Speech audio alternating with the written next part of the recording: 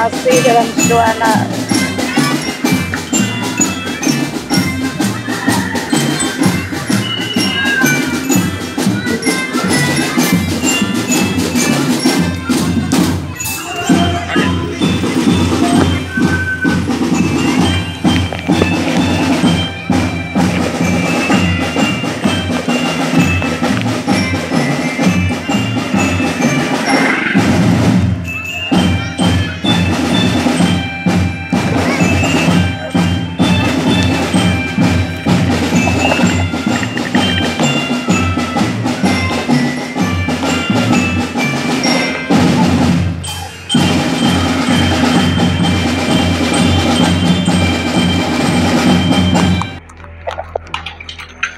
ayah nah bisa jadi gitu.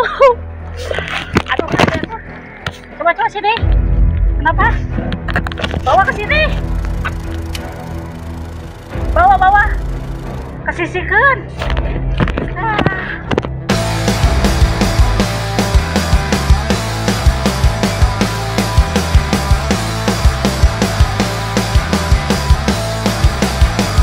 Di atas bumi ini ku berpijak, tak ada jiwa yang tenang di hariku.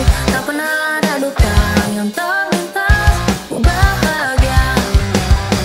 Ingin ku lukis semua hidup ini, dari cinta dan cita yang terindah. Masa muda yang tak pernah kan berdua, ku bahagia. Dalam hidup ini, harus semua cerita indahku. Saat-saat remaja yang terindah, tak bisa terulang. Ku ingin nikmati segala cara yang ada di hadapku, dan ku tanamkan cintaku kasihku agar ku bahagia. Di atas bumi ini ku berpijak, ada jiwa yang tenang di hariku. Tak pernah ada duka yang terlintas, ku bahagia.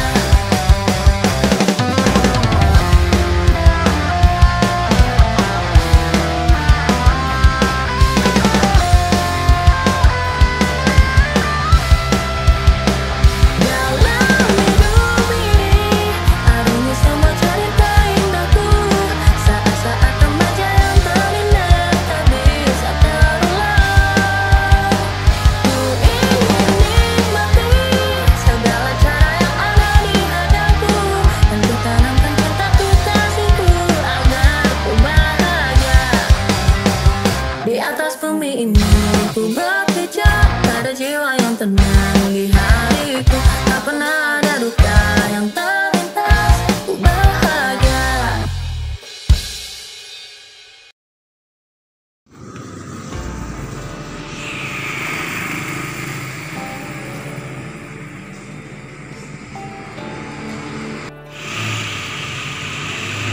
Pemirsa, sepedanya ini ada dudukannya potong mana ini potong gini. Kita melewati stasiun kemudian stasiun Tasik, tiba-tiba tempat duduknya terlepas.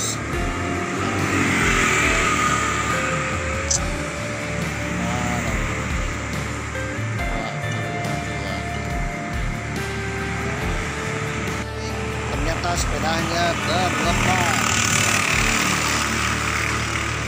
Gini.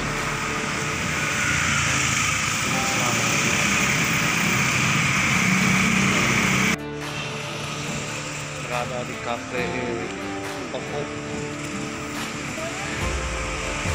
Assalamualaikum warahmatullahi wabarakatuh. Sampurasun. Apa kabar dulur-dulur baraya warga negara Indonesia? Tetap semangat di goes 17-an keliling-keliling kota Tasikmalaya. Sedang asik-asiknya goes, tiba-tiba kecelakaan. Waduh, sampai-sampai dudukan jok mamang terlepas dan dudukan joknya hancur, murnya hilang. Aduh, pegangannya potong alias patah. Gimana nih? Masa harus menggoes tanpa jok? itu kan bisa nancep pemirsa. Aduh, akhirnya kita harus mencari bengkel sepeda. Bengkel sepeda di Tasikmalaya, apalagi pagi hari. Rasanya mencari jarum di atas jerami pemirsa. Aduh. Oke pemirsa, gimana nasib Mamang yang merana ini? Seperti Ratu Wilhelmina, Ratu Belanda. Kita yang merana ketika Indonesia merdeka. Kita akan mencari bengkel sepeda atau bengkel atau montir atau apalah yang bisa memperbaiki sepeda Mamang. Sambil kita bahas bagaimana rasanya merana ya, seperti dukun merana, sakti-sakti tapi sakit. Sakti-sakti sakit kalah dengan penyakit, atau sakti-sakti tetapi hidupnya merana. Belangsak. Aduh.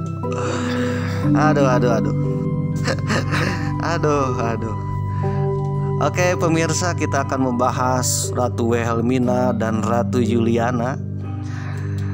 Dua ratu ini menangis dan merana ketika Indonesia merdeka. Gimana ceritanya? Ya, ikuti saja.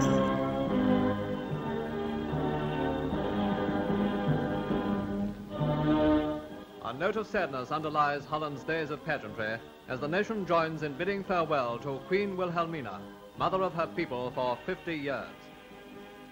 2,000 ships and their crews pay the same tribute as the crowds gathered before the Royal Palace at Amsterdam and now awaiting a memorable decoration. In simple terms, the Queen announces her abdication in favor of her daughter, Princess Juliana, for whom she asks her people's acclamation. Ik stel er prijs op u zelf mede te delen dat ik zojuist mijn troonsafstand heb getekend ten behoeve van mijn dochter, koningin Juliana. En ik acht mij gelukkig met u allen te kunnen uitroepen: levend Oliver Golden! Hoera! Hoera! Hoera!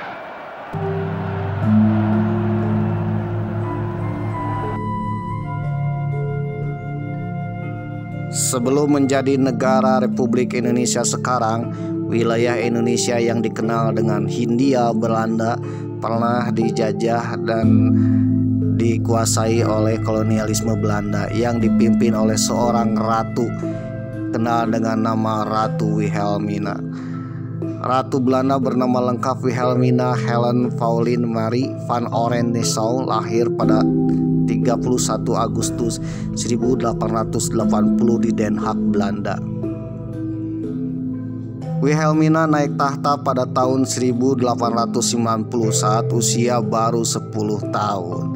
Tahta didapatkan dari sang ayah Raja William III yang meninggal pada 23 November 1890. Jadi pada usia 10 tahun sudah menjadi seorang ratu.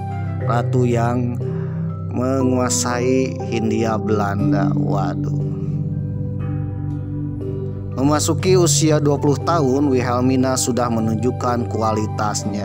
Dia menetapkan kebijakan politik yang dikenal dengan politik etis alias balas budi, yang akhirnya mengantarkan Indonesia pada kebangkitan nasional. Pada masa pemerintahannya banyak sekali ujian yang dihadapi, mulai dari Perang Dunia I dan II, krisis ekonomi Eropa, hingga pergolakan di Hindia Belanda, dan akhirnya Indonesia menjadi negara yang merdeka. Banyaknya masalah membuat sang ratu atau Sri Ratu beberapa kali keguguran dan baru melahirkan Putri Juliana setelah 8 tahun menikah. Pada teater Perang Dunia Kedua, Jerman menyerang Belanda karena letak Belanda sangat strategis. Jerman ingin mengantisipasi pendaratan sekutu melalui Belanda. Akhirnya Belanda diserang pada tanggal 10 Mei 1940. Jerman menyerang Belanda dengan kekuatan pasukan infanteri dan lintas udara. Kekuatan militer Belanda hanya bisa bertahan selama 5 hari. Sampai akhirnya 15 Mei 1940 Belanda pun menyerah. Sang ratu dan para aparatur Belanda melarikan diri ke Inggris dan mendirikan pemerintahan sementara di London, Inggris. Sejak tahun 1940 sampai 1945, Sri Ratu memimpin Belanda di London, Inggris. Sri Ratu meninggalkan rakyatnya yang diduduki oleh tentara Nazi Jerman. Ketika negeri Belanda sudah diduduki oleh Jerman dan Sang Ratu mengungsi ke Inggris, Sang Ratu berpidato pada tanggal 7 Desember 1942. Dilansir dari artikel tirto.id, pidato tersebut Sang Ratu memuji rakyat tanah jajahan alias Hindia Belanda atau dikenal dengan Indonesia atas perannya dalam mempertahankan diri dari serbuan Jepang. Ia juga melontarkan janji manis berupa bentuk pemerintahan baru bagi negeri-negeri jajahan setelah Perang Dunia Kedua berakhir. Namun sayangnya waktu itu Hindia Belanda sudah diduduki oleh tentara Jepang, di mana negeri Belanda sudah diduduki oleh Jerman dan Hindia Belanda sudah diduduki oleh tentara pendudukan Jepang. Waduh. Sri Ratu tersebut melontarkan janji manis berupa bentuk pemerintahan baru bagi negeri-negeri jajahan setelah Perang Dunia Kedua berakhir nanti. 3 tahun kemudian Perang Dunia Kedua benar-benar berakhir dan situasi politik global sudah sangat berubah. Hanya beberapa minggu setelah Perang Dunia Kedua berakhir, kegelisahan pasca perang segera mencuat di Belanda. Muncul kekhawatiran yang luar biasa tentang bagaimana mengatasi perekonomian yang porak-poranda akibat perang. Kegelisahan orang-orang Belanda kian bertambah karena menyaksikan realitas bahwa dekolonisasi besar-besaran tengah terjadi di mana-mana. Hindia Belanda, tanah jajahan kesayangannya, juga sedang dilamun arus dekolonisasi alias kemerdekaan dan memerdekakan diri menjadi Republik Indonesia.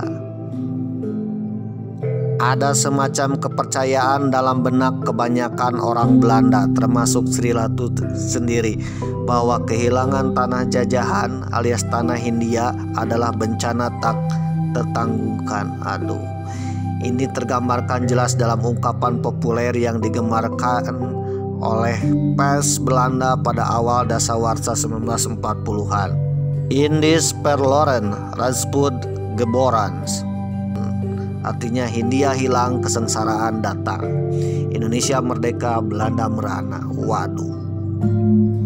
Jadi kalau Indonesia merdeka artinya Belanda akan kehilangan segala-galanya. Ya mungkin ekonominya akan hancur juga pemirsa. Sejarah mencatat bahwa Belanda bisa berhasil menjadi negara makmur di Eropa karena penjajahannya di Nusantara. Dalam sejarahnya, mulai tahun 1600-an, perusahaan Belanda VOC memonopoli perdagangan atas kepulauan Nusantara yang dulu dikenal dengan Hindia Belanda. Kemudian mereka menjajahnya. Belanda menjadi negara makmur di Eropa setelah menjajah Indonesia selama beberapa abad, ya kurang lebih sekitar 3,5 abad. Selama itu banyak sumber daya alam maupun sumber daya manusia yang menjadi penumpang perekonomian kekayaan Belanda.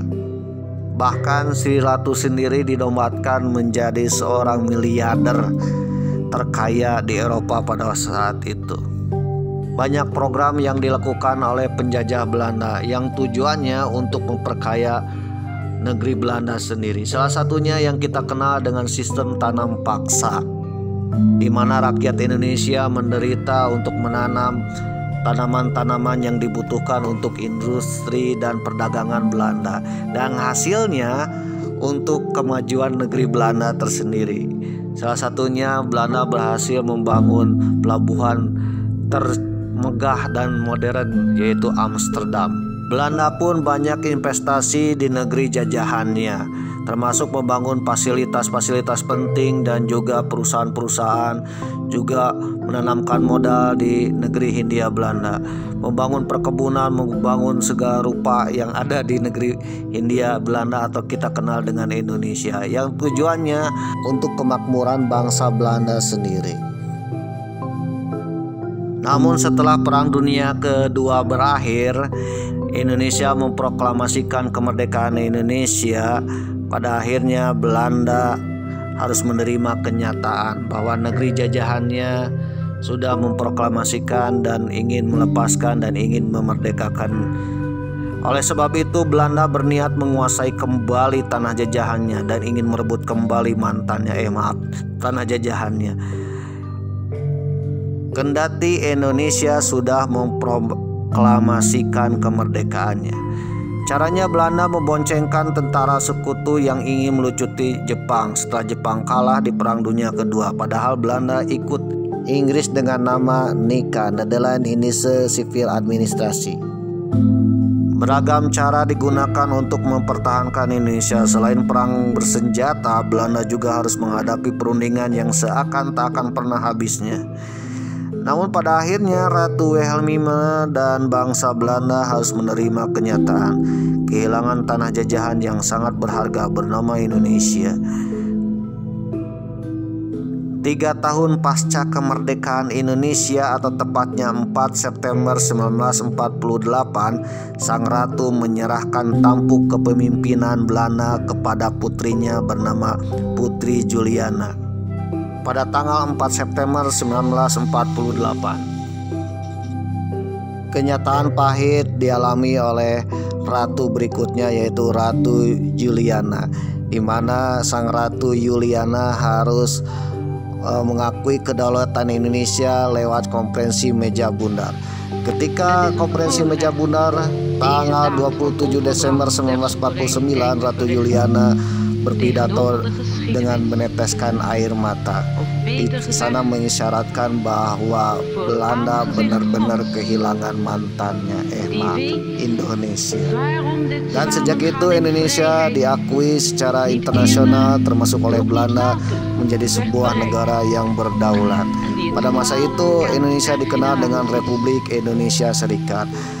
RI sendiri berdiri tanggal 27 Desember 1949 dan juga umurnya tidak panjang. 1 tahun kemudian 17 Agustus 1950 RIS bubar dan kembali menjadi NKRI atau Negara Kesatuan Republik Indonesia. Padahal Sang Ratu menginginkan Indonesia tetap berada di naungan negeri Belanda.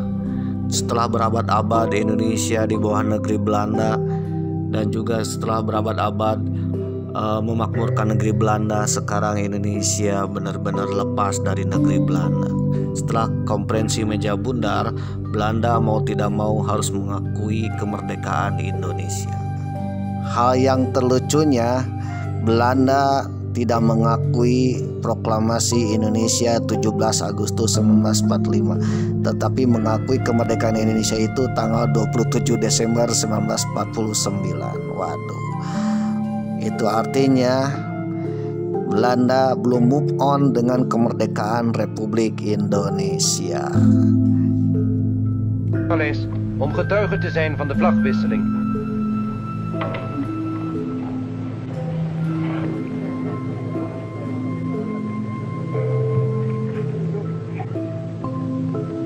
Het Wilhelmus.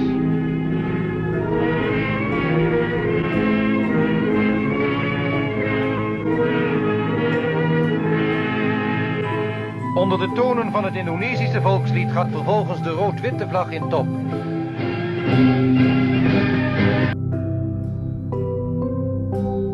Oke pemirsa, jadi itulah merananya Ratu Wilhelmina dan Ratu Juliana ketika Indonesia merdeka.